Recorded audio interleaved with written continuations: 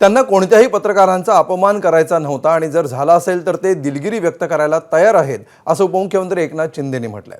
तर या प्रकरणाची संपूर्ण माहिती घेऊन बोलू असंही मुख्यमंत्र्यांनी म्हटलंय।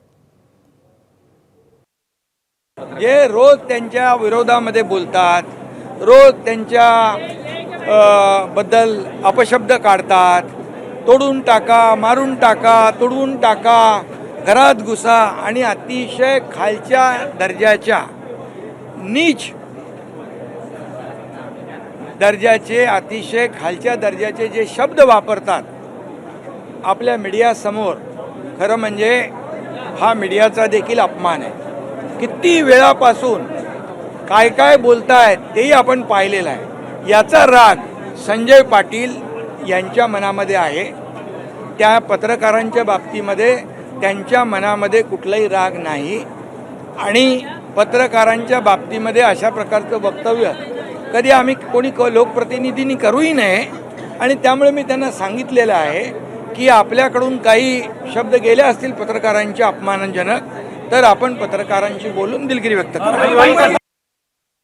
प्रवासात असल्यामुळे मला याची काही कल्पना नाही। सगळी माहिती घेऊनच याच्यावर बोलणं योग्य होईल। मी पहिले माहिती घेतो काय घडलंय।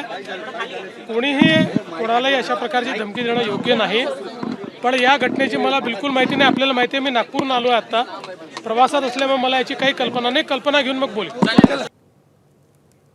दरम्यान संजय शिरसाट, प्रकाश सुर्वे, बच्चू कडू या नेत्यांनी संजय दिना पाटलांच्या वक्तव्यावरून माफी मागितली।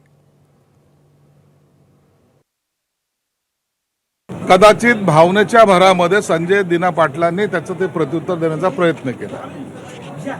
कोणीही कुणाला धमकी देताना असे उघडपणे धमकी देत नसतं किंवा उघडपणे बोलतही नसतं, परंतु त्यांच्या भावनेचा उद्रेक झाल्यामुळे कदाचित त्यांच्या तोंडातून ते वाक्य निघालं असावं। दिना पाटील यांनाही आम्ही आमच्या पद्धतीने आम्ही बोलू त्यांना आणि या पुन्हा एकदा सांगतो, एखाद्या वेळेला फ्रस्ट्रेशन किंवा त्यांना जास्त राग आल्यामुळे त्यांनी बोललं असेल तर मी सर्व पत्रकाराची त्यांच्यातर्फे नाही माझ्यातर्फे सुद्धा मानसिक स्थिती कोणावरचा ताव कोणावर काढायचा अशातून झालेला भाग आहे। तुम्ही पण मनावर घेऊ नये, तिथंच हे चांगलं नाही आहे आणि त्याच्यासाठीच तर आम्ही दिलगिरी त्यांच्याकडून मी व्यक्त नाही, पण त्यांनी व्यक्त केली पाहिजे असं वाटतं का त्यांना पण ते पण करेल न करायला काय झालं आणि पत्रकार काही त्यांचे दुश्मन आहे।